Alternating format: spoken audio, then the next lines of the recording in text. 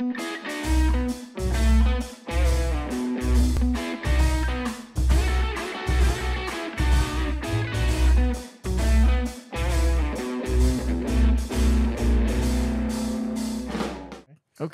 Anyways, this is Mike. We have a really special guest today. Heck yeah.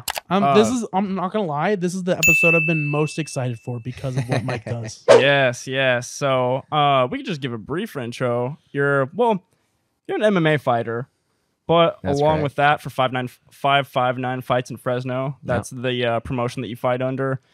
But then we'll get to other stuff later. I feel like there's a lot more to you than just fighting. But you want to give a little intro to yourself? You know what you do?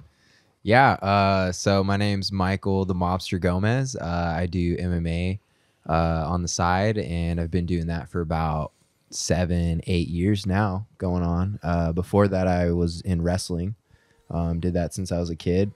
And once I got to college, I just kind of was like, well, there's no professional wrestling, like other than like WWE and things like that. And unless you're Jordan Burroughs and you can go to the Olympics and the World Championships every year. Yeah, exactly. Right. And win a gold medal or something like that. But yeah, I knew that wasn't in the sights for me. So I was just like, well, why don't I give MMA a tryout? And went to practice in my local gym and fell in love with it. And then I took it and ran with it. And yeah, the rest is history. Yes. And what weight class do you fight in? Bantamweight, which is 135. So before that, I was actually fighting at flyweight 125, and I was cutting a lot of weight for that. And then I realized, like, man, I'm pretty unhealthy at this weight. Right. Yeah. And when I would fight, I would just get gassed out, or I'd be really dehydrated. And then I made the jump to 135, and I was a little nervous too because there's a lot of bigger dudes there and everything like that. Yeah. But I felt good, and I was big myself. So when I went in there, and I just felt good, felt quick, strong, and I started winning some fights at that weight too. So I was like, damn, this is cool. And I was gonna ask, because I know you're 2-2 from your Instagram, Right. And I was wondering how did it break down? Like, were the 2 wins at 135, and were the 2 losses at 125, or was it like a mix? It was? So So it really was just about finding the weight? Well, I think what happened was when I went into my first fight, it was on a 2 weeks notice. And I was just eager to jump in there because I was training, and like I said, I fell in love with it. And I was just telling my coaches, like, oh, give me a fight. Like, I want to go. And they were kind of hesitant about it. They thought, I wasn't ready maybe. But I was just really excited, and I really wanted to get in that cage. And so we got that fight. Went in there, just kind of had fun with it. And it was a good fight. But second and third round, I kind of gassed myself out just because of the weight cut and everything like that. Especially on 2 weeks, so. Right. Not a lot of time to get that cardio in. Right. Yeah. And then, you can only imagine my diet was just I bet. trash. Yeah. And then going into my second fight, kind of was battling myself. That's like the biggest thing too, is it's like a whole psychological thing. And so I go into that second fight, and I ended up like getting in my head and kind of getting scared, and just choked it. And I got choked out first round in like 15-20 seconds, and you can only imagine how embarrassing that was. So I took some time to just like gather myself together. Was just thinking, like, man, do I belong in this industry? Like, should I continue in MMA, or should I just, figure something out and just, maybe get my degree and, go on with my life? But I figured, I'll just give it one more shot, and, we'll see what happens. And so I just devoted a whole year to just train and, get my schooling right and things like that. And 2019 comes around, and I'm telling my coach, like, hey, let's get a fight. I'm ready. And he's like, all right, yeah, let's do it. And so we got a fight in May of 2019. And I spent that whole first 5 months of that year just training like crazy. I would do like running and swimming, and I would hit the gym twice a day. And then I would do my MMA workouts in the evening and whatnot. Diet was on point. I was eating nothing but good food, no junk food or anything like that. And then get to the fight day, and got a little nervous, but I was just kind of like staying composed and things like that. Was really excited about it. Had a huge fan base there because I had just built it up over this year and 5 months of just training, and that's it, and just meeting new people and things like that. And made some shirts for that fight too. First time I ever made shirts.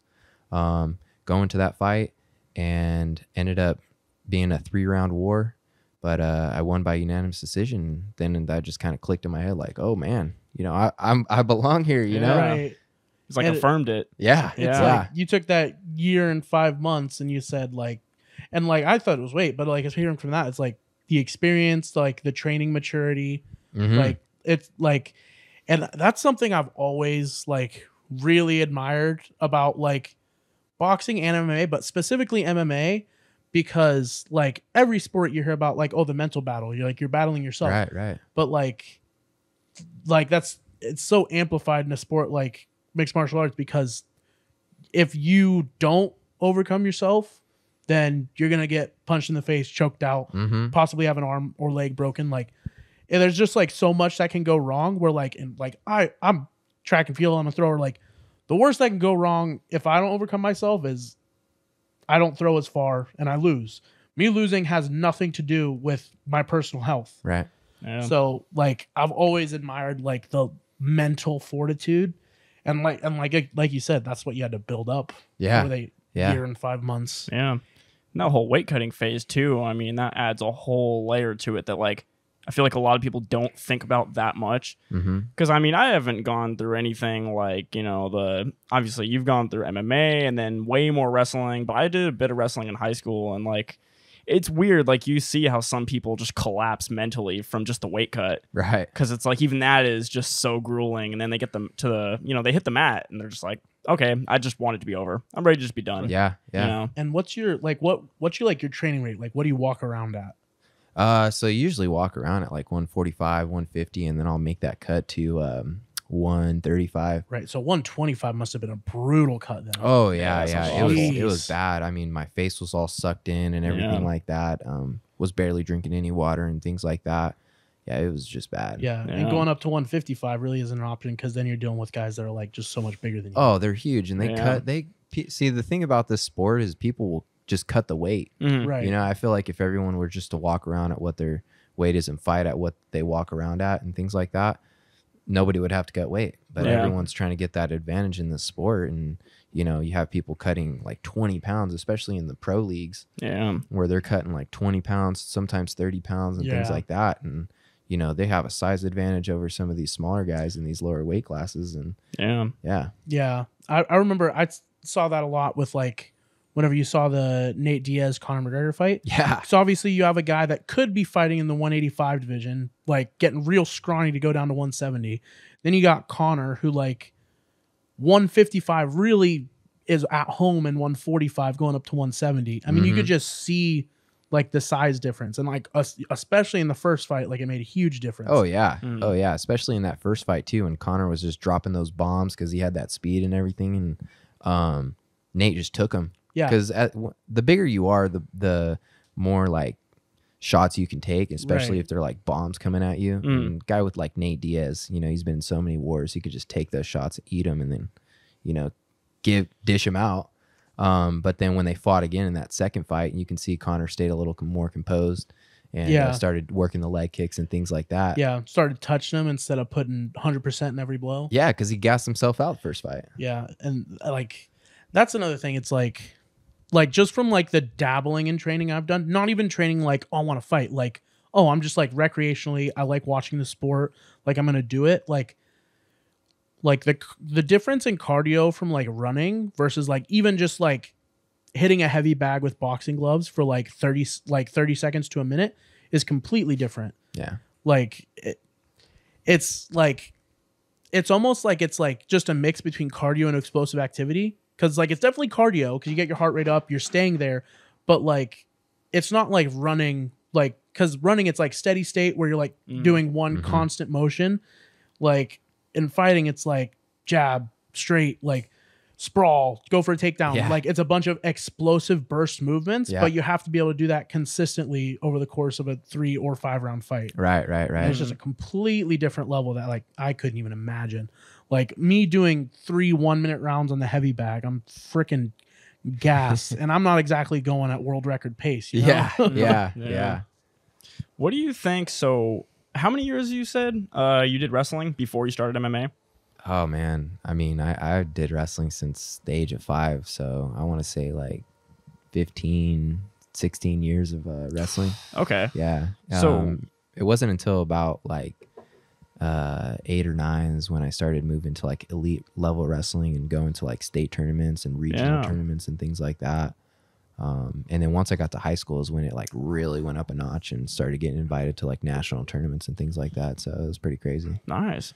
So, I mean, a lot of times you'll see people in, I mean, the UFC specifically, usually people that were wrestlers, and then basically what you said, there's just no money in it unless you're at like the absolute top level, and then they transition to UFC and they're really successful there. I mean, I'm assuming it has to be the mentality that wrestling gives people because it is so difficult, but do you think that's what it is? I mean, in your experience from doing so much wrestling and then transitioning to MMA, is that really what makes people successful at that next level in the UFC? Is that background? I mean, I think that being in the sport of wrestling kind of builds you differently. Yeah. I mean, you know, jiu-jitsu and boxing too, like those are both great sports and things like that. But you don't really see those in like, you know, growing up as a kid. They're not like, there's not as many youth programs, or like it's not in high school wrestling or like high school wrestling, but there's no high school boxing, right? Yeah, like I could count on one hand the number of people I knew as like, oh, they box or they do jiu-jitsu growing up. I could not count how many people I knew that were wrestlers. Yeah. And you know, the wrestling program that I was a part of, and then the coach that I had, he was I would say he's an old-fashioned coach and kind of just was very strict, very hot. Had us disciplined to the bone. I mean, I tell you, you know, you walk into that wrestling room and you see him, you didn't want to act up or anything because he was going to make you run laps or do push-ups or whatever, and you definitely didn't want to get yelled by him because if you got yelled by him, then, you know, you knew you did something very bad. So it was like, no, I'm good. And like, wrestling, I think, is like the most similar sport to MMA, like from the point of view of like, that's the only sport that even comes like that even compares to like the weight cutting process. Like it probably that and like boxing, because even jiu-jitsu to a point, it's like, like you're like choking each other and whatever, but like boxing and MMA and wrestling, it's like you will like feel pain. Like it's like non-negotiable. Like jiu-jitsu, it's like, oh, I got caught and choked for 2 seconds, whatever. Like MMA, it's like, oh, I got head kicked and then like taken down and got my face beat in on ground and pound. Like there's no option to not feel pain in it. And like wrestling is one of those things. It's like the main thing I've seen from like how I see wrestlers apply to like the UFC or in like lower levels is just like they have that like willingness to like grind. Like you see like Ben Askren is like willing to just get in like scraps and just like, I really don't give a crap if I'm gonna get hit. I don't give a crap like whatever's gonna happen. Like if it's hard, I know I'm gonna come out better. Same thing with like Justin Gaethje. It's like they just are like the toughest humans possible, and like even if they're facing someone with like better technique or whatever it might be, it's just like, I'm willing to go through more than you. And I feel like that's something that like wrestling specifically prepares you for. That like I like, because I've never experienced anything close to that as far as like that level of toughness. Because like I'd say like I'm not like a wimp or anything, but I think like if I went through like serious wrestling training or serious MMA training, like I don't think I would respond that well mentally just because I haven't been under that type of stress before. Right. Yeah, I think, well, the thing about wrestling is it's an explosive sport. You know, when you're taking a shot or defending a shot, you know, it's all about explosiveness. And when you transition that into MMA, that's why you see a lot of wrestlers as UFC champions or Bellator champions and things like that, because they already have that, you know, their stance is good. They have that explosive ability. Their mentality's built different. You know, they've went through the grind and they know what it takes to become a champion. Whereas like jiu-jitsu, it's more of a relaxed sport and things like that. And you kind of have to, it's like a game of chess, you know, you have to be like 10 moves ahead of your opponent before you even, get to that one move that you want to do. Right. Yeah.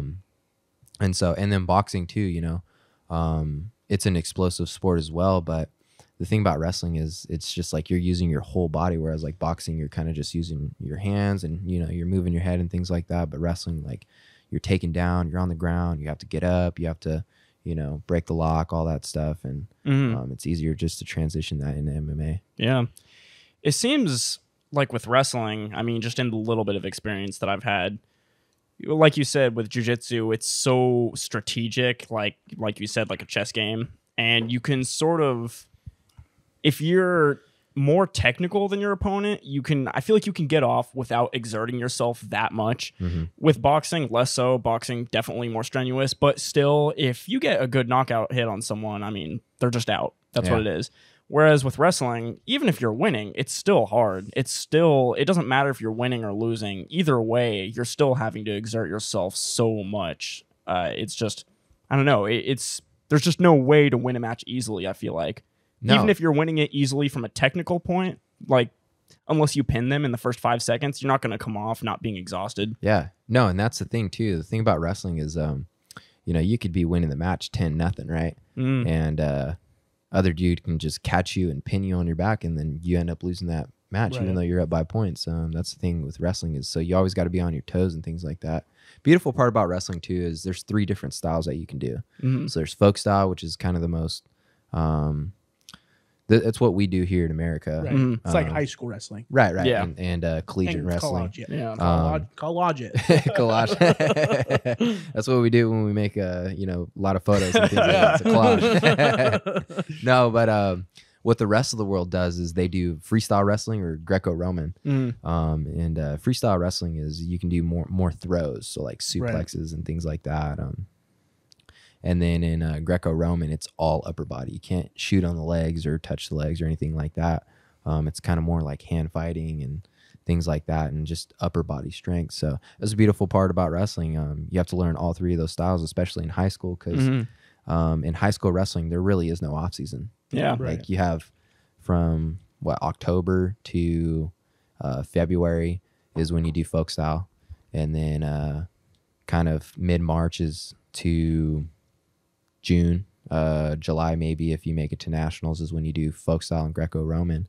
And then even then from like mid-July, end of July, all the way back to October is when you're kind of in that off-season grind. But there's really no off-season because you're always working, getting ready for the folk style season coming up in October. So yeah, and that's always the cool part of what I love watching Americans wrestle internationally, because like you can see like the folk style influence. Like you watch like, David Taylor and Jordan Burroughs now, they're wrestling freestyle now, but Jordan Taylor still shoots the same power double that he did in college. And like David Taylor still has like the same tricks that he used in college. Right. And it's like, it's so like, it's really interesting to watch like how they wrestled, like, cause in America, obviously it's folk style. Like in other places, like you wrestle different things. Cause like you can even see some people that go into freestyle, like especially heavyweights, I've seen it a lot, and like they wrestle a lot more vertical, and like they're a lot more likely to do some of those like Greco-Roman throws and stuff like that. And it's like it's really cool to see how like the different styles like that you did as a younger athlete influence how you might wrestle in like freestyle. And that's also the thing that I really like about MMA, is because like most sports, it's like, even in football, it's like, okay, you have a passing team, you have a running team, but they're essentially doing like the same thing. Like they're advancing the ball down the field. Like whether you're passing or running, it looks generally the same. But in MMA, like it's just so wildly different. Like you can have a guy that's like a kickboxer. Like if I get taken down, like that's it. But I might, spinning heel kick you and knock you out. And then you have jiu-jitsu guys that are like, like just trying to like fall to their back and like, force someone into their guard. Or you have like a boxer who's like, I grew up boxing, I kind of know some wrestling, but like really I'm just like Cody Garbrandt. Like I'm just trying to punch you. And it's like nowhere else, I feel like, do you see that much of a clash of styles. And I think that's like the main thing I love about it. So like what was like kind of the first, because obviously wrestling was like your base. Right. What was the first thing you integrated in besides wrestling to like start trying to become more well-rounded? Well, I knew instantly my wrestling was going to be, it was going to be kind of like my safe route to go, especially against like, if a jiu-jitsu guy is trying to take me down or whatever. Yeah, because a jiu-jitsu guy, it's like, you have to get me to the ground to do anything. Right. If I'm a great wrestler, like I can just negate that because you're not getting me on the ground. Yeah. Well, I mean, if you get me to the ground and you're really good at jiu-jitsu, then I'm pretty much screwed, because that's the thing is jiu-jitsu is the counter to wrestling, because wrestling is so explosive and jiu-jitsu is more relaxed. So if I'm exploding on you and taking a shot on you, you're easily just going to get me in a headlock and a guillotine choke, and boom, I'm done. And that's happened to me before. So I learned my lesson real quick. But no, the second thing that I learned was boxing. I knew that if I was getting into a fight, I needed to get my hands like up to speed to where these guys are at. And after my first fight, I watched a film and I noticed that, because the guy that I fought was a wrestler too, but I noticed that his boxing was good too. And, I took a swing on him and he just ducked right under and hit me with the 3-piece. And I was like, oh, whoa. Like, oh, shit. Yeah, what's going on? What just happened? Yeah. So I quickly realized like, oh man, I need to get my boxing up to speed. And luckily I knew my coaches knew of good boxing gyms to go to. And we kind of have close relations with the boxing gym in my hometown. And, I went there for a couple years, probably more than a couple years, but trained there. And then just recently I made the move to Stockton and train at Gracie Fighter Gym. And they do what's called Muay Thai. Right. And it's basically like kickboxing. Well, it is kickboxing. Kickboxing's American. Right. And Muay Thai is Thai. Yeah. And then they just have elbows and knees as well, right? Right. Yeah. In amateurs, amateur MMA can't do elbows. Oh, and I didn't know that. And knees to the head. Oh, that makes sense. To the body's fine, but can't do it to the head. But once you get to professional, you can do anything you want. Yeah. But it's good to know it now, because once you get to that level, like you're already prepared. Right. So yeah, no. Once I got my boxing down, I went to do some jiu-jitsu, and then did that, and then went to Muay Thai. And so right now I'm kind of working on my Muay Thai and trying to get that up to speed and everything, and getting my leg kicks, good. Yeah. And my switch kicks too. Just kind of being fluent with both, with all my limbs and things like that. So yeah, I mean, it's been a long journey, but it's very fun. Yeah. Well, and that makes a lot of sense that you went for boxing first, because like the wrestling range and the boxing range are very similar. So it makes sense. Like that's like you said, your base, your safe spot is wrestling. Right. So like if I can stay in that range and also learn another effective tool also in that range I'm comfortable with, that makes a lot of sense. And then, cause I that's like mostly what like you see it with like a bunch of wrestlers in the US, like Tyron Woodley, that was his thing. Like he's a great wrestler. Now I'm going to learn how to use my hands. Like same with like Khabib when he came, even though he's not like a wrestler, but a grappler, more similar to a wrestler than a jiu-jitsu guy. And that was his thing. Is like once he got into UFC, he's like, okay, I know I can grapple. In that same space, I can strike. So I'm gonna learn how to use my hands. Yeah. It's like it definitely makes sense. And then Muay Thai is like so good because you can use it like that's one thing you can use at every range. Like you can kick, you can knee and elbow in the clinch, and like us like wrestlers have such an advantage in the clinch just because of that grip strength. Right. Yeah. Like it's insane. I remember when me and Dale in high school, we used to mess around like during track meets and stuff. Like we just like head and hand fight like on the infield, and like I'm obviously bigger and stronger, but like his grip was just like on a different level than mine because like that wrestler grip. Yeah, obviously wrestling, you're training it all the time. Like I never train it. So it's like, it's just like, it's interesting to see like how your body adapts to doing certain things. It's actually crazy. When over the summer going into my senior year of high school, me and my team went to, University of Nevada, Reno. And they had a huge camp there, and got to wrestle a bunch of different teams from all over. And I had to wrestle a blind kid. Oh. Yeah. And the way you do that is you have to start the match off grip in his hand. Oh, okay. And yeah, because as soon as you release that grip, it's super unfair advantage for him, right? So that was the rule, is you have to keep a hand grip at all times. And as soon as that ref blew that whistle, my goodness, that kid just squeezed my hand like crazy. I was like, oh my goodness, like this guy's got such a good grip strength. Right. Like there's no chance of getting out of this. Right. Like even if I wanted to break the grip, like that's not happening. Yeah. I mean, he, because he's been in I don't know how many wrestling matches, but enough to have a grip strength like that. It was crazy. Yeah. So I had to do that, and then I wrestled another kid at that same camp, which was kind of crazy. What a coincidence this was. He was deaf. Wow. And the way that works out is, you're wrestling and things like that. The round's over. Well, the kid's still wrestling because he can't hear it. So the ref has to come up and touch him on the back or whatever, kind of like stop us. And so it was just unique experiences that I got to experience in wrestling. Yeah. It seems like that's got to be, so useful, because I can't think of another sport like in that situation you're talking about with the kid that was blind. I can't think of another sport or another martial art or anything like that where, besides wrestling, where you would learn how to use people's weight and use it against them, like when they have control of your body. Because like in wrestling, if somebody has your wrist, and they have a really strong grip on it and they're holding you strong, you can still arm drag them. But I can't think of another sport where if somebody else is, they've got a good grip on you and they're sort of like dominating you in that way, where you have a counter to it.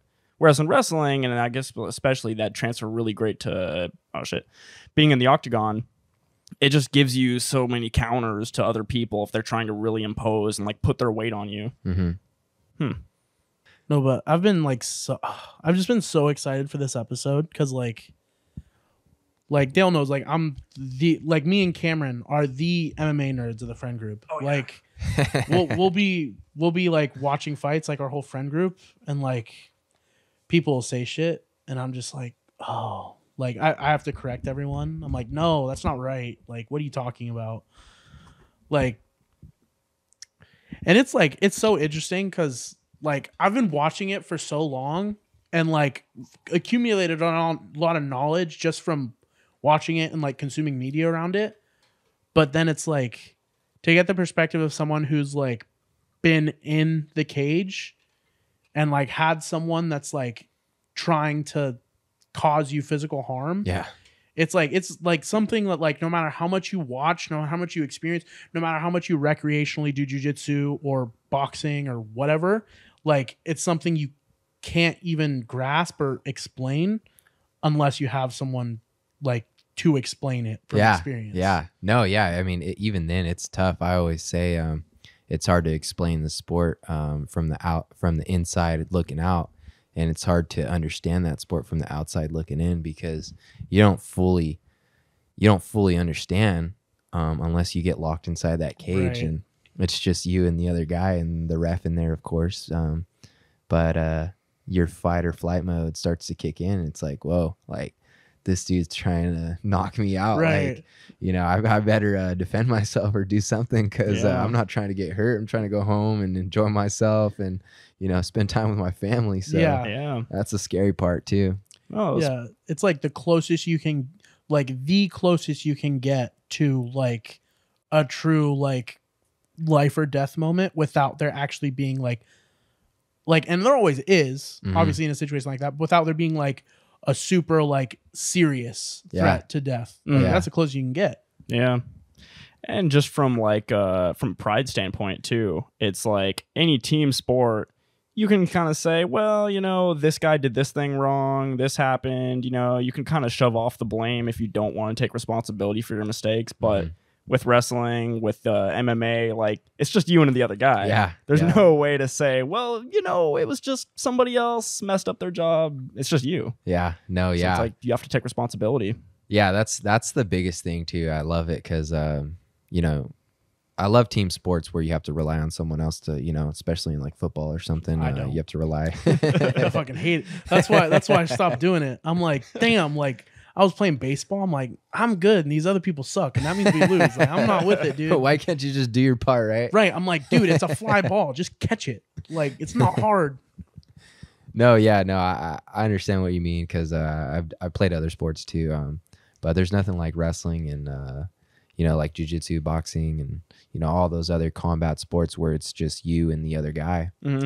Because if you lose, like you just flat out lost. Like there's no one else you can blame or anything like that. Like the other guy was just that much better than you, and all you can do is look back at film if you recorded it, or if you're an MMA or something like that and they have those fights recorded, you just check film and see what you did wrong and come back prepared for the next one. Yeah. And that's the thing, like you even mentioned a little bit of it there, as in like taking responsibility like for the loss. And I talked to Dale about it the other night after we hung out. Is a majority of fighters, and I could definitely tell after hanging out with you that you had the same thing, is like the attitude they have like towards life in general, like you like just having that like humbleness. Yeah. Because like every fighter's like been through like getting knocked out, getting choked out, just getting outclassed. And like it's not like something that only happens to like people that are bad. It happens to everyone. So like you have that mentality of like, oh yeah, like this is what I did wrong. This is how I'm going to do to get better. I know on any given day I could lose.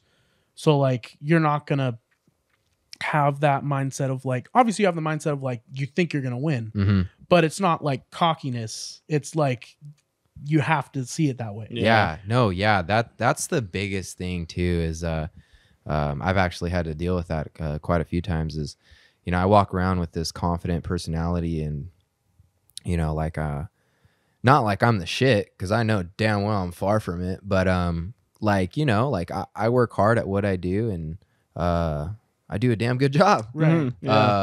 So yeah, like I just walk around confident, and thing about me is like I'm not afraid of failure, and I've failed plenty of times in my life, but wrestling taught me to never quit. If you fail at something, figure out why you failed, and get back at it, and until you're successful. Right. And wrestling and MMA both gave me some really good life lessons. Walk around with confidence, be humble, and treat people with compassion, and but at the same time, like, don't take shit from no one, right? Because this life will chew you up and spit you out like a piece of gum, right? And if you let people walk over you, like, they're gonna do it. And there's definitely a fine line between like compassion, humbleness, and just letting everyone take advantage of you. Right. And like as much as I hate the guy, like Conor McGregor is such a perfect example, because he's like super confident, willing to like talk shit and everything. As soon as he loses, like willing to give the other guy his due, willing to like accept responsibility for what he did wrong. And it's like, I feel like a majority of fighters take that perspective. Like, I think I'm going to win. I'm going to talk like I'm going to win, and I'm going to be confident. But if I lose, props to the other dude. I needed to do better. Right. And it's like, that's something you don't see in very many others, especially like you were saying, team sports. Yeah. And like, I mean, I'm guilty of it. Like, even though like I'm in shot put and discus and hammer, but like even like track's an individual sport, but also like, especially in college, you're part of a team still. Yeah. And like, I'll have, like, I remember a couple years ago, like I missed a bus for a meet. My coach was like, miss another one, you're gone. And like me being cocky me, like I was the best male thrower on the team. I was like, well, fine, fucking kick me off the team. Don't score at conference in any of the throws on the men's side. Like, go for it. And then it's like I noticed, and I've gotten better now, but not because I needed to perform well, more because like I just had a good support system around me that was like, hey, like, you can't fucking act like this. And I was like, you're right. But like, that's like in MMA, wrestling, like you said, it's a necessity to be successul. Like, if you don't have it, like, there's no way you could survive like the inevitable losses that are coming, like mentally. Well, I mean, you got to be coachable. Right. If you did something wrong, you got to take feedback well, and you can't take things personally or take someone for granted, or whatever, get pissed off at someone because they're just trying to help you out at the end of the day. Right. I mean, if you don't like it, like I always say, take it and roll with it. Someone throws a punch at you, take it and roll with the punches, things like that. So yeah, you got to be coachable. But back with like the confidence and things like that, that's why they do so many stare offs in fights and, you know, things like that. Because if that other guy sees the slightest bit of nervousness or, you know, that you're scared or things like that, it's game over. Yeah. Half the battle of fighting is psychological. Right. Like, like Mike Tyson would say before he fights, he's like, if I stare the dude in the eyes and he looks away, I already know I won. Yeah. Like, yeah, exactly. like Perfect that, example. Like, except there was a lot more lisps and threats to eat their children in between. That stuff gets under their skin too a little bit. Yeah. Anyway, we talked a lot about fighting, which I love, but I know you're not just a fighter. You got some other shit going on. Yeah. Well, I want to hear about these drink reviews. Yeah, so Mobster Mike's food and drink reviews, I just started that. I want to say for a year now. It's been a year. It's been fun. It started off as a joke, and I was doing these chip reviews, these Mexican chips, and they had some pretty, you know, crazy names, and some of them tasted really good. I really enjoyed them compared to like the American ones. Like I know hot Cheetos over there are made differently than here, like the spices and things like that. So I enjoy those a lot. But there was one bag of chips that I just, oh my God, it smelled bad and it tasted like shit. Yeah. And it was good that I got that review out there because I got a lot of people telling me like, oh man, I was going to try these chips and thank goodness I didn't. Because, what kind of chips were they? I think they were Cheetos. I think they're called Colmillos. Huh. And they're like they look like claws. Oh, Weird. Yeah, they were super dark. And yeah, just I don't know what seasoning they put on those chips, but you know they don't belong on there because they tasted bad. What's the weirdest sounding like chip or drink or whatever, like the one that sounded the weirdest you thought you were gonna hate, and then you tried it and you're actually like, oh, that's really good? Oh man, that's a tough one. I don't think I've had anything that's like been like, whoa, that's weird. Something that I thought was gonna taste bad, but it ended up tasting good was these shots, these like little mini shots of chocolate. It was like a little mini chocolate bottle, and inside that was a shot of whatever liquor. Yeah, yeah, and that does sound scary. Yeah, I don't know what I wouldn't want to be the one to try that. Well, I mean, you'd be surprised because you know, you take a bite of the chocolate and you have that sweetness of the chocolate, and then you take the shot and you're like, whoa, like I just took a shot of whatever it was, whiskey or vodka or whatever. But surprisingly, the chocolate mixed well with whatever shot was in there. Yeah. So that caught me by surprise. But I think you can get them at like Costco or whatever. They serve them in like, I don't know how many is in there. It's more than 30, I think, or something like that. Different kinds of alcohol in there. But yeah, I mean, they were pretty good. Yeah, that's pretty cool. Yeah. Have you thought about expanding into something? Because I know you like cooking. Yeah. Have you thought of doing something where you're trying out, like, I don't know, just weird niche recipes and then seeing, like, okay, you know, what is this all about? What does it taste like? Or maybe trying things that everybody's heard of, but like tiramisu. Like, everybody's heard of it, but a lot of people haven't tried it. Right. And then maybe trying it and being like, okay, does it live up to the hype? You know? Yeah, you know, I have thought about doing that.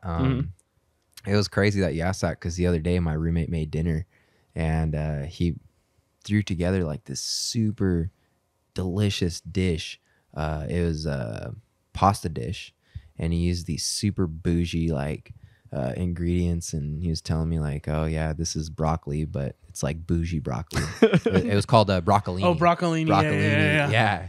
And man, I thought that was so funny because I was like, bougie broccoli? Like, right. What is this? That's the funny part too. It's like, you have all like the professional names like broccolini and shit, but then it's like regular people that are cooking them and like, oh, this is that fucking Gucci broccoli. Yeah. Like, Yeah, I mean, it turned out super good. He was using like bougie cheese and everything too. That was super good. So, you know, the next time I'll probably have to get that recipe from him and cook that and show everyone like the ingredients that I use and things like that, and then do a review on that. And yeah. Dude, we'll have to do a review collab on our channel. Yeah, we fun. can come do one on yours. That'd be dope. Yeah. I mean, I've thought about starting like not necessarily a podcast, but like more of a longer videos of food reviews and things like that. I think it'd be a lot of fun. I think I think you did really good at it. Yeah. Yeah. I appreciate that. No You're problem. good at speaking to a camera.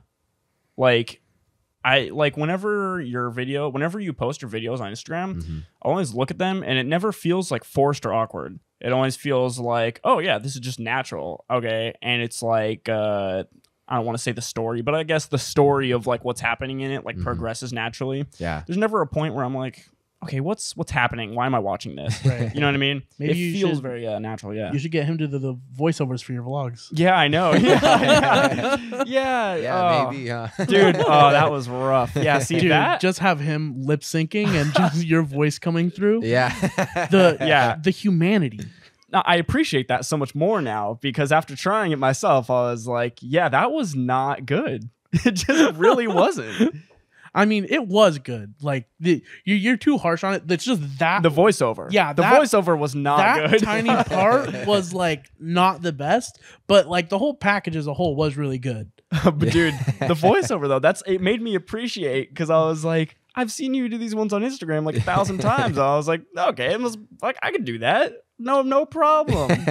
And then it's like for some reason, the moment the camera got a little closer to my face, I was like, I don't know. I can't. Like, I got it. I just got the to you. human element of humanity and the Blacked out. humanness of it. Oh yeah, it was awful. I remember when I watched it, I texted him after. I was like, it was good, but I'm pretty sure you said human or humanity like 5 times. in, Yeah, like, dude. 30 seconds. Part Yeah, of that was really good, actually. dude, thank you. The video, like if it was like no talking and it was just the video work and the music, top notch. Yeah.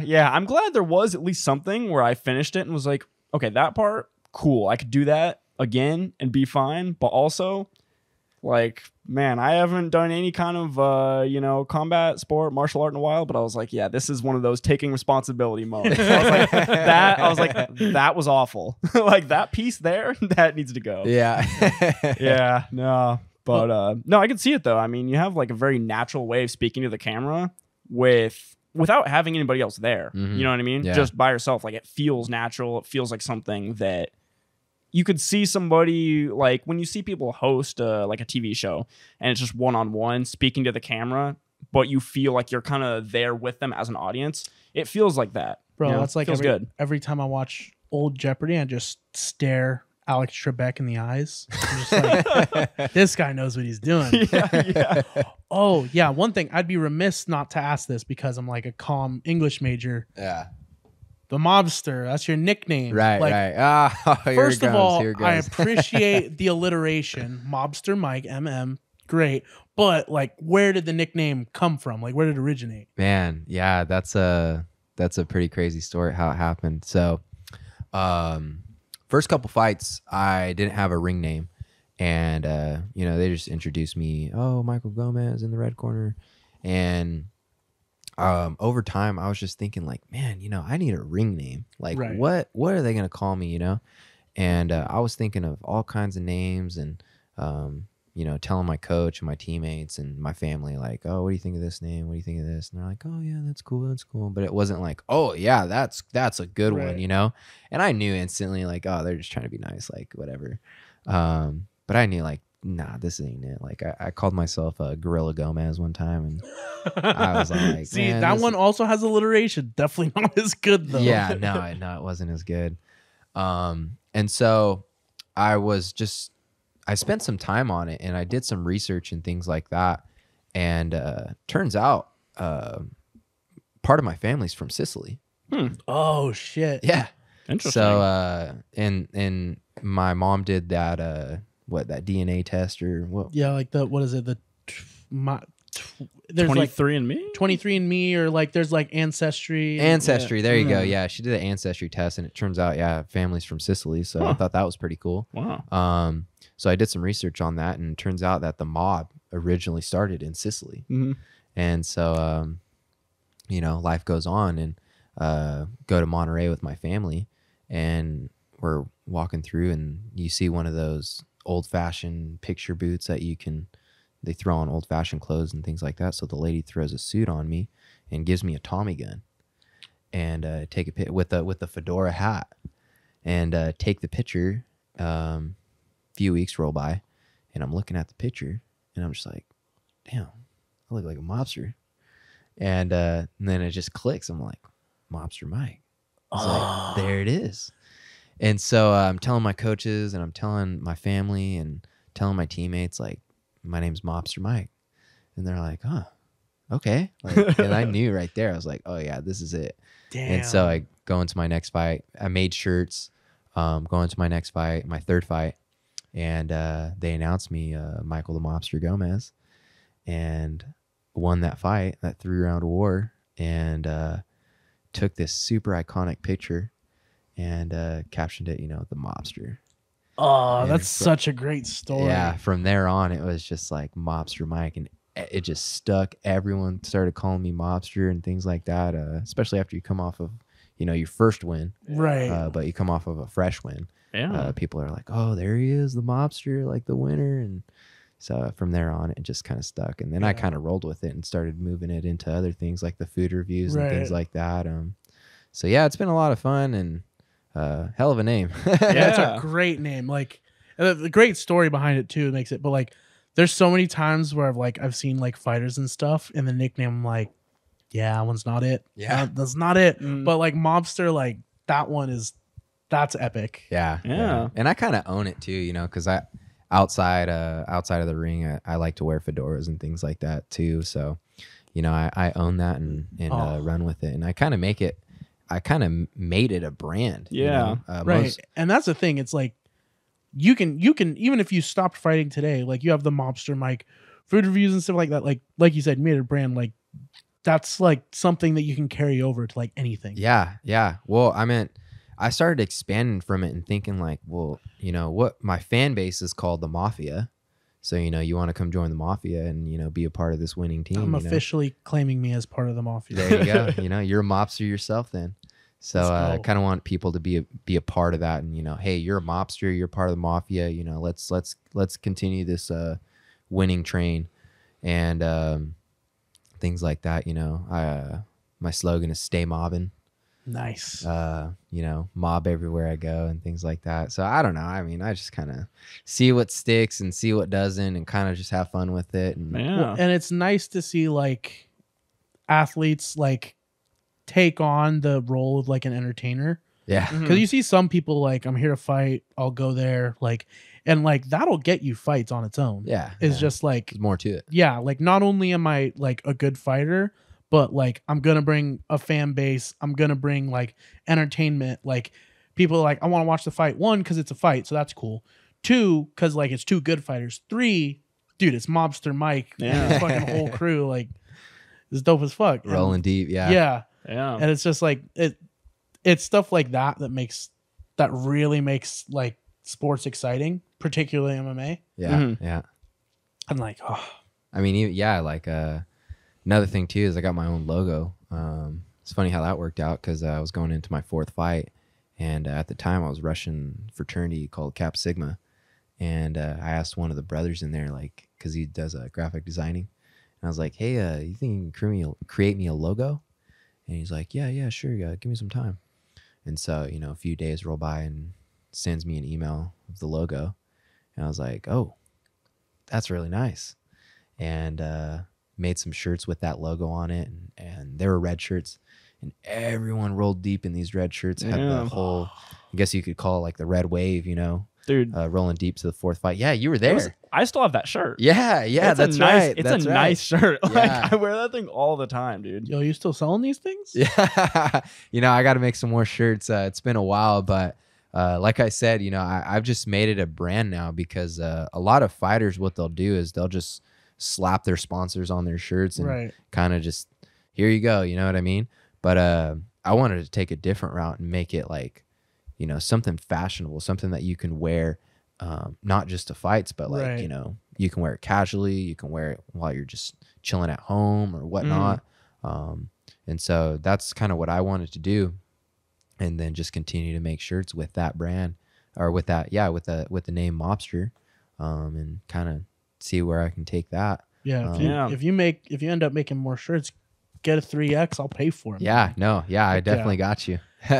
I'll spot you on one actually. I won't have to pay shit. for it. Yeah. I'm getting the swag out here. Yeah. Damn, I got Yeah. the connections. Yeah. Dude, I'm telling you, bro. You have it recorded too. So Yeah, I know. This is on a If permanent he doesn't record give now. it to me for free, like, damn, I can't even say send a mob after you. Yeah. We're gonna have to start like a rival food review thing. Yeah. Oh, Yeah. there you go. Yeah. Oh man. Culture Club food reviews. Yeah. Oh man. Mobster Mike said this food was awesome. It actually fucking sucks. There you go. These chips, heard they were awful. Actually, fucking A1. They're Dude, so good. These bear claw chips, delicious. Delicious. Love the seasoning. That'll be our first internet beef. Yeah. Oh yeah. Yeah. There you go. Yeah. Oh, but yeah, dude. Really though, like that shirt, that thing is so comfortable. Like the material's Oh great, yeah. but also like the cut. It's not just a square arm, square body where they kind of drape. Like it actually is like fitted more. At least for me, it fits really good with my body type. Yeah, yeah, it's a nice, comfortable shirt. It's fitted, and that was the thing too. Is like I didn't want just regular cotton shirts or anything like that. Yeah. I wanted something that was gonna feel nice, and you could just lounge around in it if you wanted to, and things like that. Go to the gym in it, whatever. Oh yeah, dude, I love it, man. Like I haven't been running so much anymore. But yeah, whenever like I'd go out for a run, go out for, walking the dogs, doing stuff around the house, chopping firewood, like it was, I could put that shirt on and it was like, okay, cool. I'm going to be comfy. I'm not going to be like chafing around the arms and have like weird cotton like pulling everywhere. Like, no, it was perfect. Yeah. So good, man. And after you wash that shirt too, it's not going to fade or anything like that. It's held up. Yeah. I was wondering about that because like sometimes if you do like a blend like that, sometimes the materials just aren't woven good. But no, it's held up, which surprised me. I was like, wow, okay, not even pilling really bad. You don't got like little piece thread like poking out or anything. Yeah, I expected it's a really it, good shirt. Yeah, it's actually really surprising. Like, even like the pilling's not even bad. It's kind of weird. Like, it's a good fabric. Yeah. And I recommended that shirt too to my fraternity that we're in. And they made a few shirts using that type of material shirt and held up pretty well. Oh, is that the same material that was for the Arizona ones? Yeah. Okay, that makes so much sense. That was a beautiful shirt too. That makes sense because when we got the Arizona ones, I was like, God, these are nice. Yeah. I was like, these are awesome. Yeah. Like, why have we never gotten these ones? That makes so much sense now.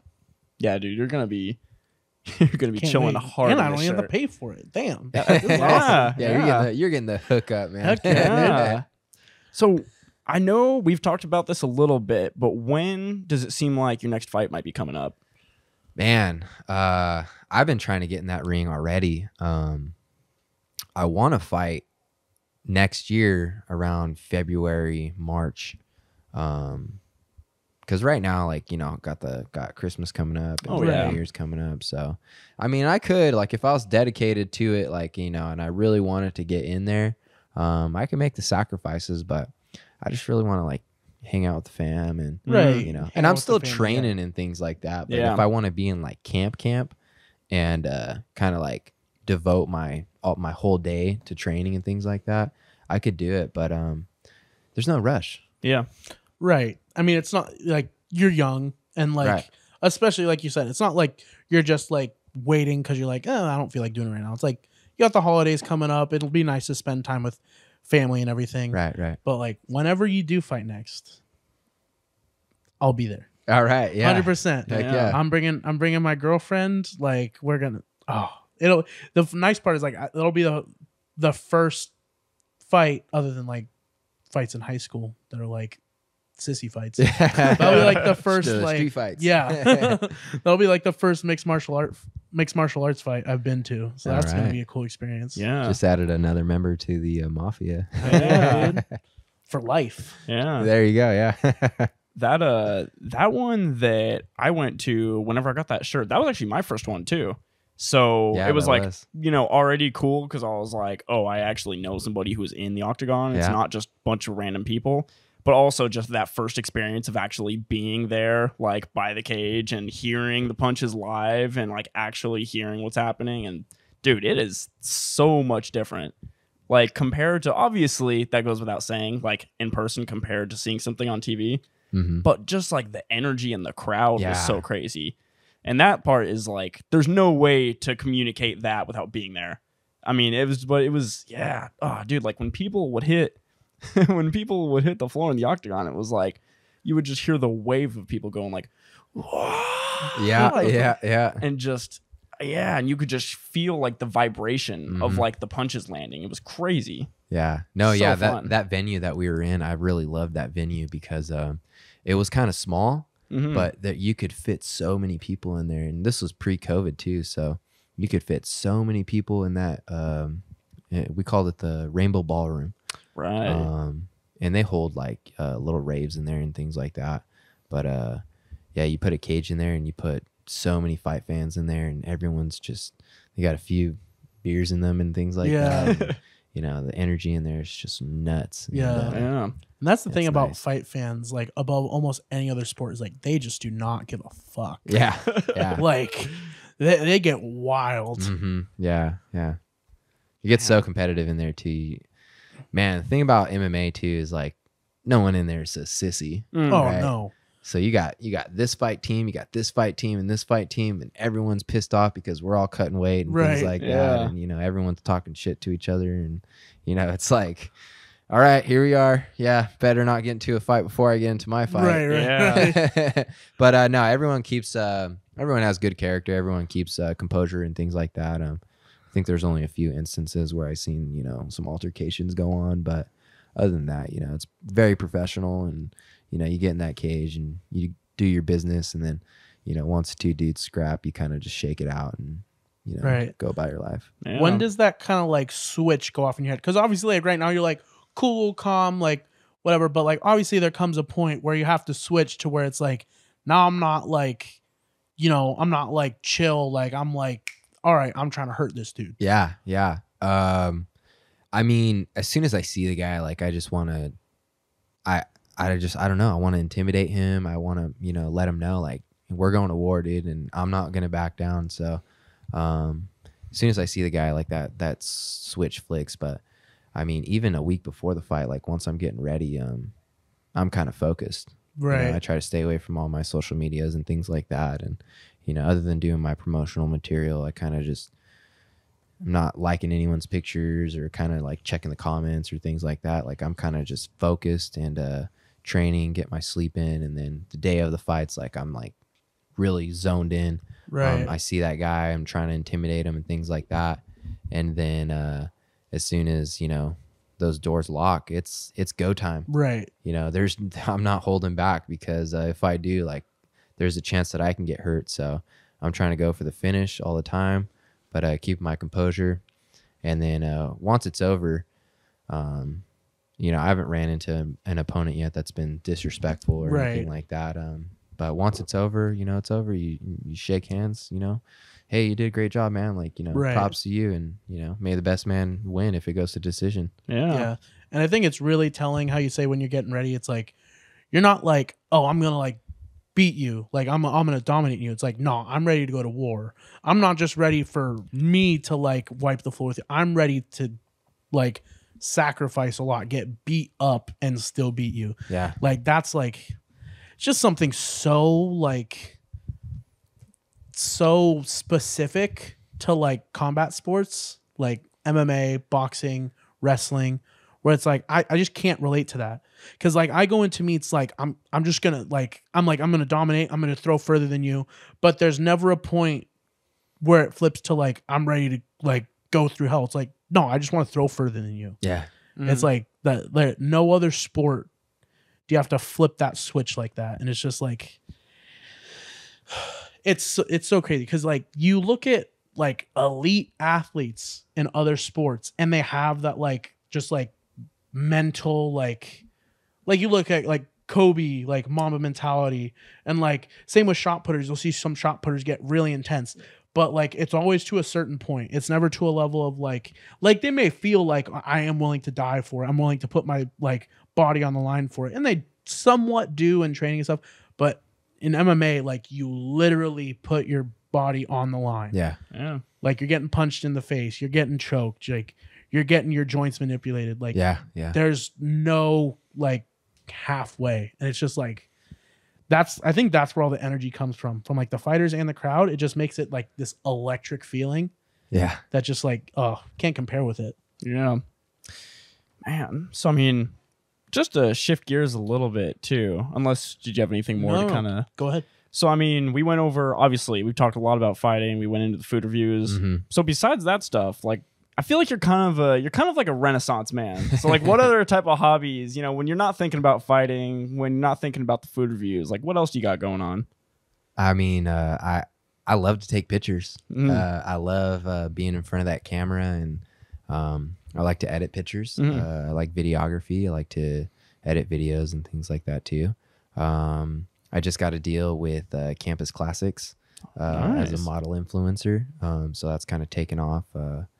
And I didn't really get into the modeling until like 2019, and took some pictures and was like, man, these are some good pictures, and you know, ended up taking more and more and more, and started growing a passion for that.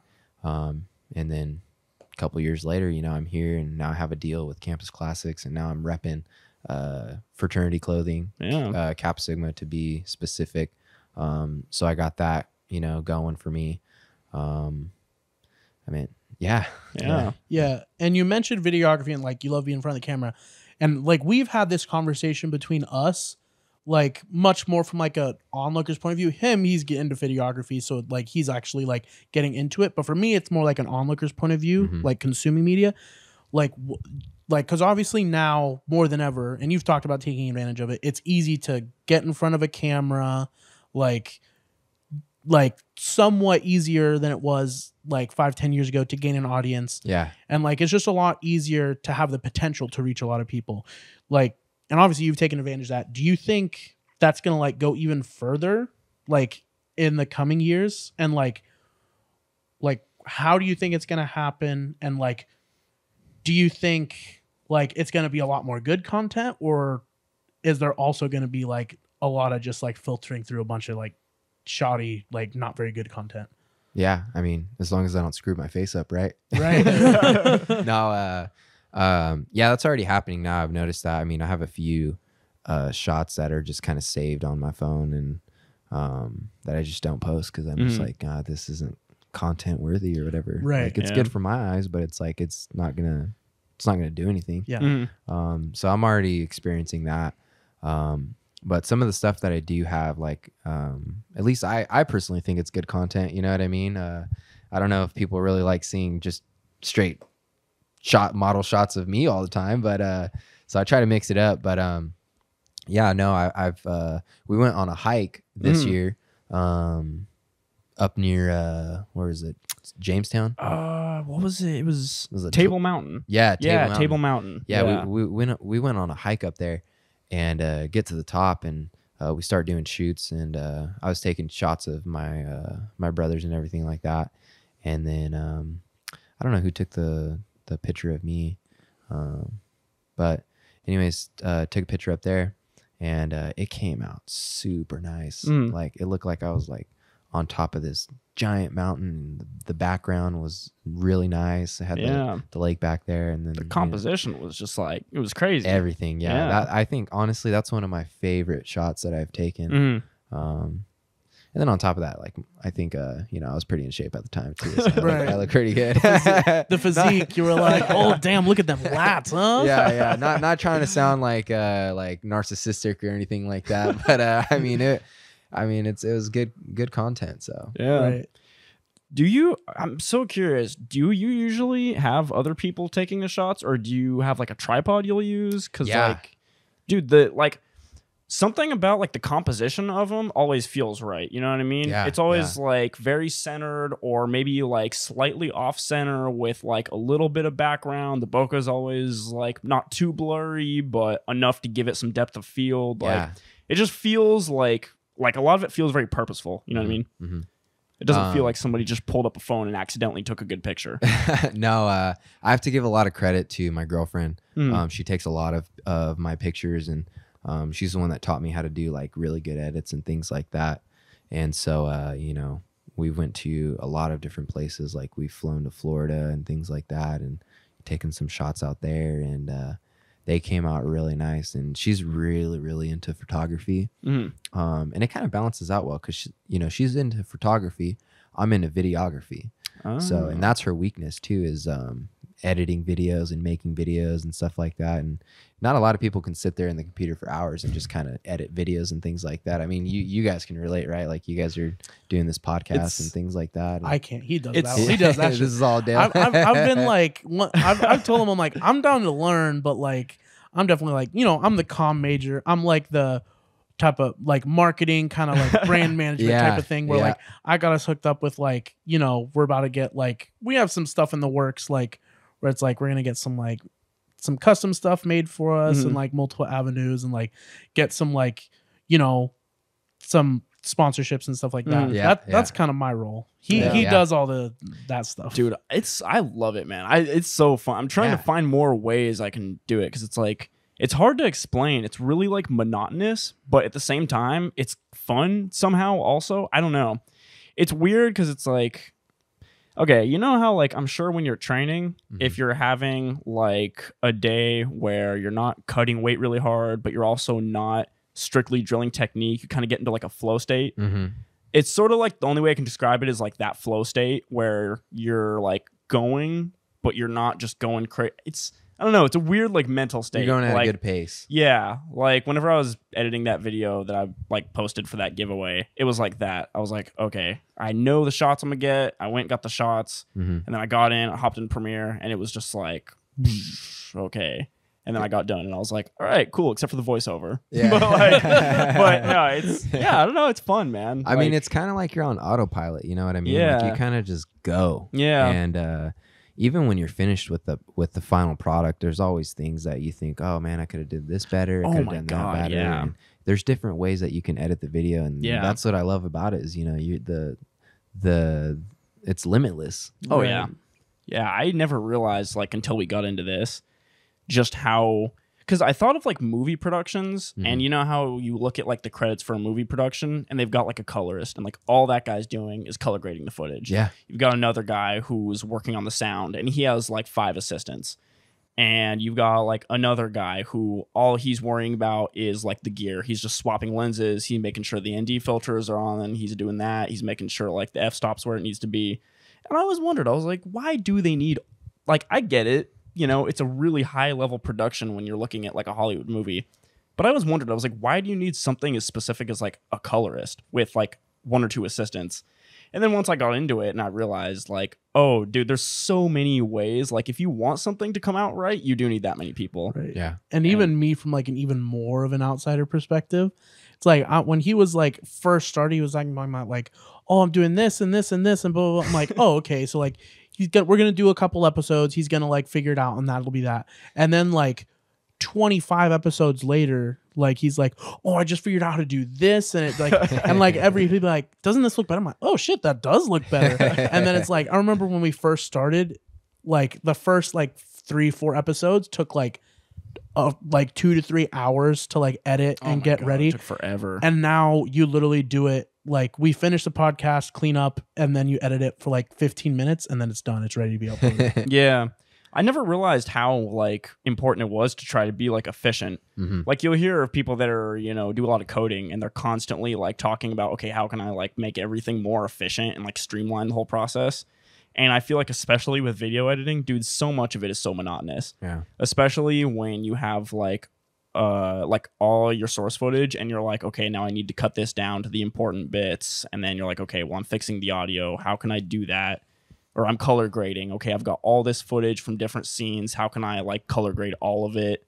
And like Cody's was saying, like in the beginning, every episode I was color grading from scratch. And because I was like, don't know better, right? Then I figured out like, oh, I can just copy the color from one clip, so I can color grade one clip and then just paste the attributes. Yeah. I was like, cool. So I became more efficient that way. Then I realized you could use adjustment layers. And I was like, oh, cool. I can just color grade the adjustment layer and stretch it over the timeline. Then I was like, oh, I can just create a template with like my adjustment layers with all the corrections already made and then just put the footage under and it's good to go. So it's like every time I'm realizing like, oh, I can like streamline this way more and actually think about the creative stuff and not just the monotonous things you do every time. It's crazy, man. It's crazy how much there is to learn. Yeah. I mean, you're becoming more efficient as you go and you just got to trust the process. Yeah, absolutely.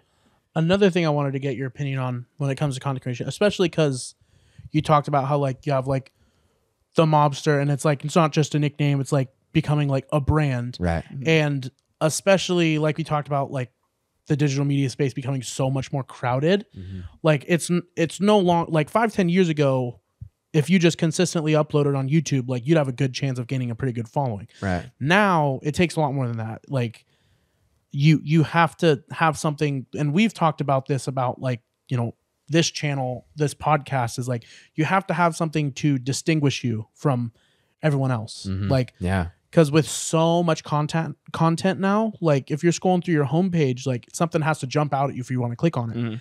And obviously, one of the things, especially me as a comm major, that I'm focusing on is like brand management, marketing is like you said, creating a brand, and that's where a lot of people have turned to. You see it with streamers, how they have like their brand, their personality. Yeah. You talked about it doing the Mobster. And I almost think, obviously, still the actual creation of the content and the videography and the editing is still super important. But I was wondering how important do you think is like the brand and the personality aspect versus how important like putting out actual like quality videography and edited video content? Well, I think it kind of just goes full circle. You know what I mean? Like, they're both very important. Right. You know, if you're trying to put on this character and things like that, and promote your brand, like that's important. And then putting out like quality content too is just as important. I guess, more so your character and your brand is important because, if that's quality, then you're going to put out quality content as well. Because at that point, it's kind of like, are you putting the work in? And are you kind of making, are you making it quality content and things like that? So yeah, I think more so your brand and your character, but ultimately they're both equally important. It just goes around full circle. Right. And what's super interesting to me about it, like from my perspective, is like, it's because it's so important to have both. Like I said, 5-10 years ago, you could just like routinely upload and eventually you'll get a following. Yeah. Now, like there's still people that do that. There's people that have uploaded videos for 3 years and get 6 views a video, and their top video only has like 15 views. Like it's becoming more and more important to like differentiate yourself from other people. And because it's now all encompassing, it's not just routinely uploading or having good editing or having a personality. It's all those things happening concurrently and on a routine basis. Like that is now the mark for having good content. Yeah. Now it's still, obviously the space is still polluted by people who like are trying but not succeeding in that. And it gets a lot of like not great stuff.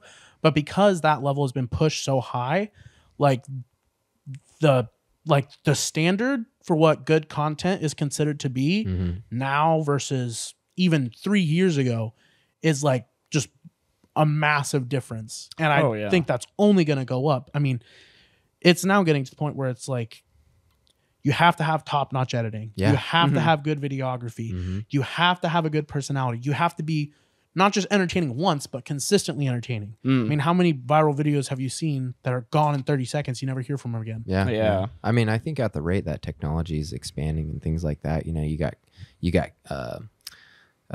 quality getting better. You got HD, like high definition microphones and high definition recording cameras and things like that. Like my webcam on my computer records in 1080p. I bought it for like $30. Yeah. That's You like see what I mean? Unbelievable 5 years ago. Yeah. Like you're right. That would have costed so much money back then. Yeah. Crazy. I mean, you even got 8K coming out now. And, Yeah. it's only getting better, and you got pictures that are coming out in 8K, and man, the quality in those things are crazy. Yeah. You can see like pretty much every little detail, and it's only getting better from there on. So it's not like your point, where back then people were posting anything and everything, right? And it was all about just how many can you post. Right. Daily vlogs. I put out vlogs every day. They're 7 minutes long, and I talk about nothing for 5, but they're out every day. Yeah. Right. Because people were just like, oh my gosh, I need more and more and more.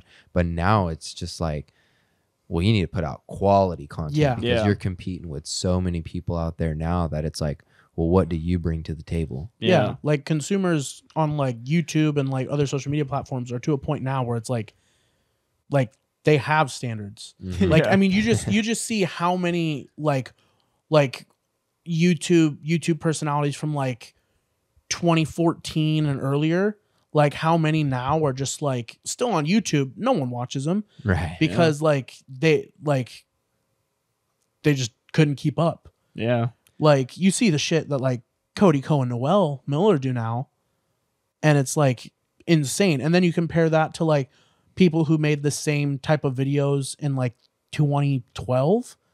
Like it's not even close. It's not even like it's not on the same level. And it's all the small stuff that we don't even think about now. The little edits, the little sound edits in the video that really give it its punch and its humor, like mixed with how funny they are, how much of a personality they are. Yeah. Like that's just something that like wasn't possible 7-8 years ago. Yeah. I mean, even then, that was still kind of like the early stages of everything, like YouTube and like, you know, I think at that time, like MySpace was kind of like dying out. Yeah, that's true. Yeah. And Facebook was kind of, you know, on the ups, like was growing. Yeah. And then like you had Instagram that came out. I think it came out in like what 2011. It was cool back then. Yeah, it was the super shit. cool. Yeah. You can only get it on your iPhone. Yeah. I remember because I had a Samsung and I was like, you want Instagram? I'm like, I can't get it.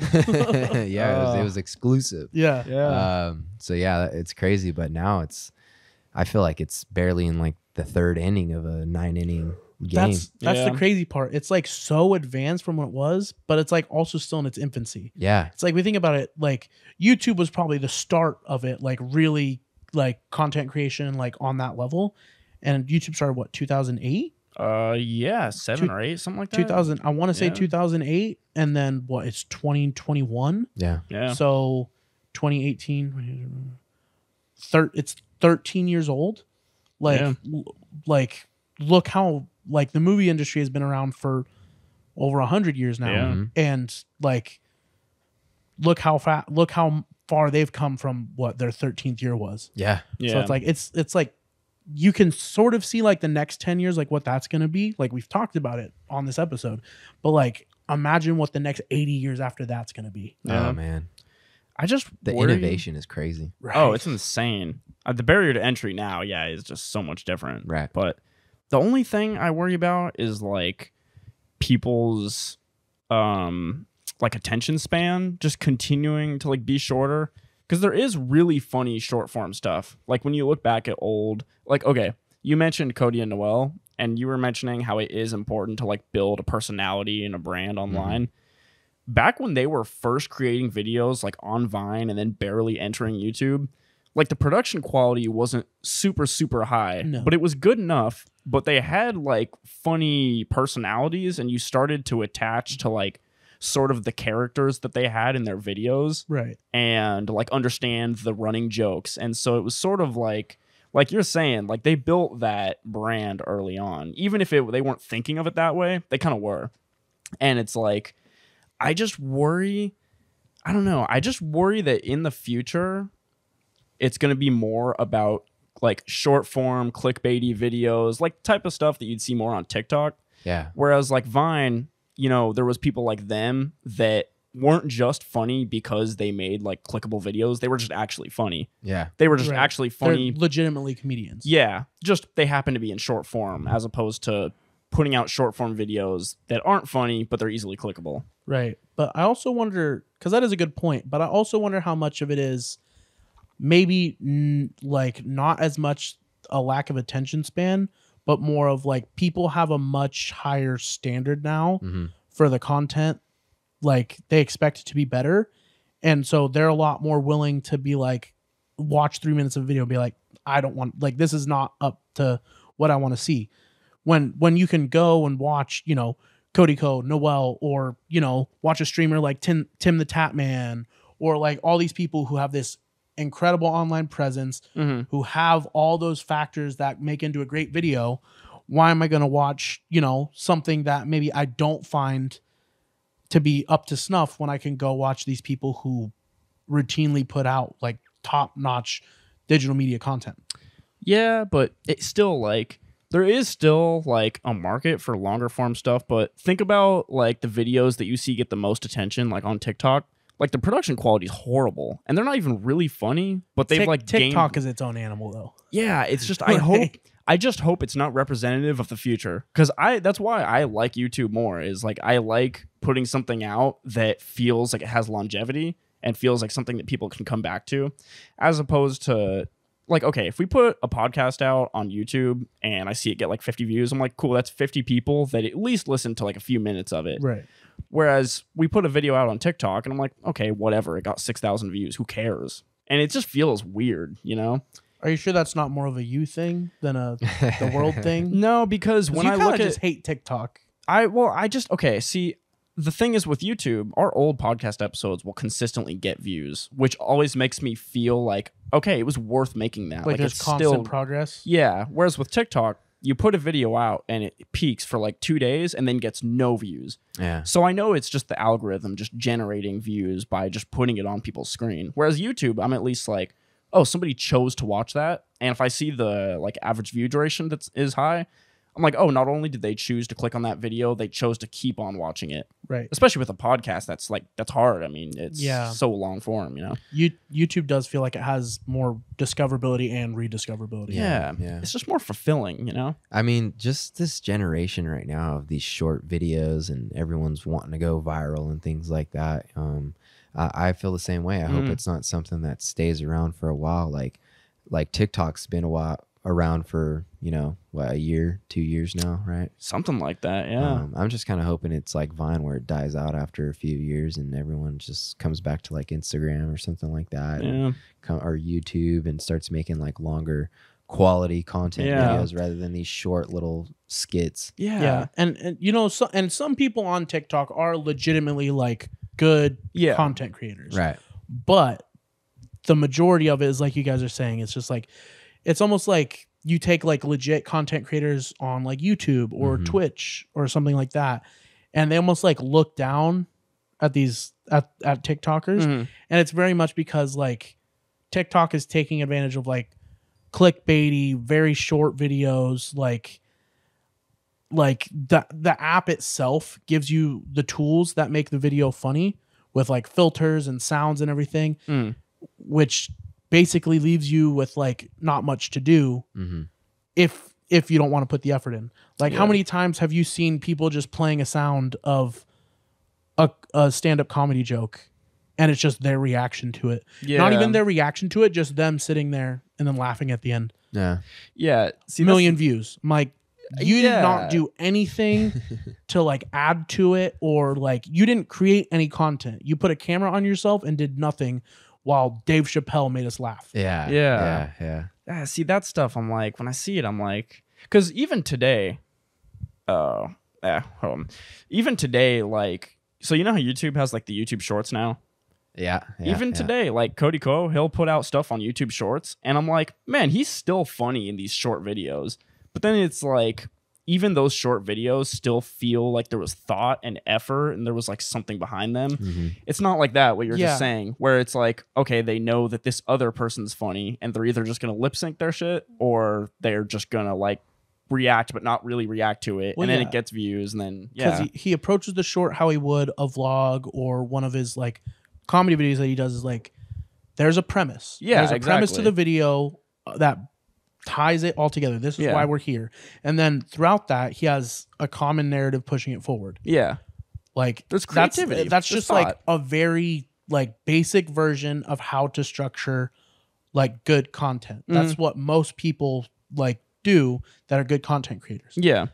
Then there's people on TikTok where it's just like, you know, listen to Dave Chappelle tell this joke. Like, I'm going to act this joke out. Like, even at least if they act the joke out, at least they're doing something. But like, there's just so much stuff now where it's like, you know, actual thought and structure be damned. I'm just going to like try to do something wacky. And get views.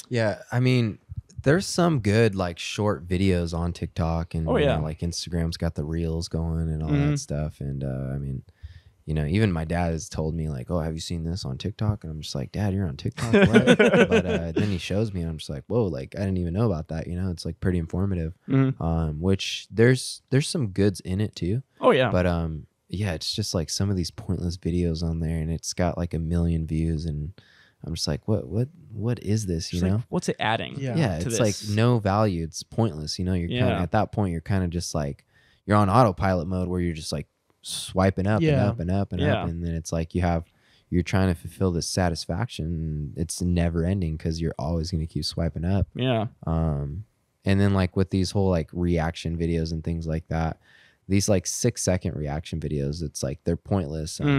But when you see someone on YouTube doing like a 10-minute reaction and kind of giving their detailed analysis of it, that's content. Like that's quality content. They're bringing something else to it besides this is funny, I want to get it on camera, my reaction is secondary. Right. Like a lot of YouTube reaction channels, like the reaction is forefront. Like that is the content, like the original content, and secondary.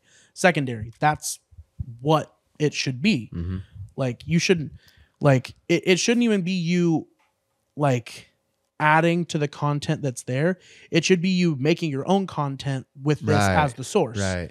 And so many people now, it's just like, if I can just add a tiny little thing to it, then I can claim it as my own. It's like, I mean, you can, like, it's not illegal, but like, it's just people, even if you get a lot of views on it, like you're not going to get like a continuous audience doing that. I mean, because at that point, like, are you yourself a content creator, or are you kind of just like reusing other stuff? Yeah, just a mooch, Yeah. That's a good way to put it. Yeah, because it's like the stuff's out there, and it's like okay, whatever, it's out there. Maybe they die out really shortly, maybe they don't. But when you see like just easy, non-creative, just whatever stuff, when you see that as like the most successful videos like on TikTok or on YouTube, you're like, okay, well, come on, like I don't want to have to do that stuff to get views. You know the videos I hate most on TikTok? What? The videos where they take videos of like the last day of their dog living before they put it down. That's so dark. Gosh, what? You haven't seen. They do like the sad donate to like charity music, and then they do like, this dog's 13 years old, we loved him, and they like video every part of their last day. I'm like, so on the dog's last day, you're decided, let's use his death for clout. I'm like, that's such a weird. At that point, you're just trying to seek attention, right? Like, just spend your day with your dog, and like let it go peacefully. Like, that's like I feel like that's like the epitome of what we're talking about. Is like, I don't actually want to like create anything, but my dog's about to die, and that makes people sad. Yeah, so that's just so let's get a bunch of views off of that. Yeah, they're using emotion to get their clout. How weird. Yeah, I mean, some TikTok trends are funny, I will say. Just for the record, I spend a lot of time hating on TikTok on this podcast. There is actually funny stuff. There's also like a lot of garbage, and the garbage, like, I'm like, some trends are funny, and some creators actually like take a trend and add to it and make it their own. Which is like super funny. Yeah. Dang, this podcast has been kind of over the place. I mean, we spent a lot of time talking about fighting, but they're like fighting, food reviews, yeah, I mean, videography, digital media. Yeah, like, you know what? We had some stuff to talk about. Yeah. We went through a lot. I mean, it was fun. I mean, I feel like that's kind of how it is, like, whenever we talk. Because Cody mentioned this the other day, and I was like, yeah, it's pretty true, honestly. Like, I don't think we ever bring up a topic and you just don't have anything to add. It's always like, it always feels like there's either questions that you ask that sort of like stimulate the conversation and like get us thinking, or it's like you just have something to add. You have something to throw in, you know what I mean? I don't know. Like I said earlier, I was like, you're kind of a renaissance man. I'm serious. Like, you got like a lot of interests. I feel like you can talk about a lot of different things. Yeah. I mean, I try to, dabble my feet in a bunch of different things and see what's good and see what's not. I'm definitely a risk taker. Yeah, it makes sense. I failed a lot of times at a lot of things, but there's some things that have kind of stuck, and I kind of take that and run with it. So, we'll see what happens in the next 10 years. Hopefully things go good. Well, you did not fail on this podcast, my friend. No. This was a great episode. Dude, this was fun. Yeah, we really enjoyed having you on here. And go ahead, camera, drop your social media, drop a promo. We know you got your mobster persona, so let's see it. Yeah, so if you guys want to follow me on Instagram, it's Mobster Mike, MOBSTERMIKE. A lot of people like to say Monster Mike, but it's Mobster Mike. That's pretty much where you're going to see all my content on there. And anything new that's upcoming. You can see all my food reviews on there, drink reviews on there. My Campus Classics model influencer thing that's going on. You're going to see that on there. And then I'll drop the code for all my Kappa Sigma brothers out there that need that discount code. Got you plugged. Yeah, other than that, you know, stay tuned for fights coming up. Hit me up for those tickets and things like that. I think that's it. Yeah. All right. That's pretty much it. And stay mobbing. Yeah. And definitely with any fights and news you have coming up, for sure collab, like throw it over to us. We'll post it on our stuff. I don't want to be too forward, but hey, I think you might be able to maybe expect some collabs on social media, YouTube, furthermore with Mobster Mike and the Culture Collective podcast. Oh, yeah, definitely. We might see some stuff going on. Looking forward to it. Yeah, got to get you guys on my page one time. Yeah, I'll be down. Yeah. Anyways, all right. Really appreciate having you on. Great episode. Yeah. You're just fucking awesome to talk to. Thank you. We'll have to have, you guys are too. We'll have to have a follow-up, like either sometime before or after, or whenever your next fight is. Yeah. It'd be fun actually to do it after and have sort of like a what's the word for it? Like a fight recap? Yeah, like a recap of everything. Yeah. When you just decompress, relax. Victory lap. Yeah. That'll be so nice. And Cameron could be on that one. Yeah. Hopefully. He's going to be so pissed that he missed you this time, but we'll see you next time. Yeah. Did we actually mention that on the pod?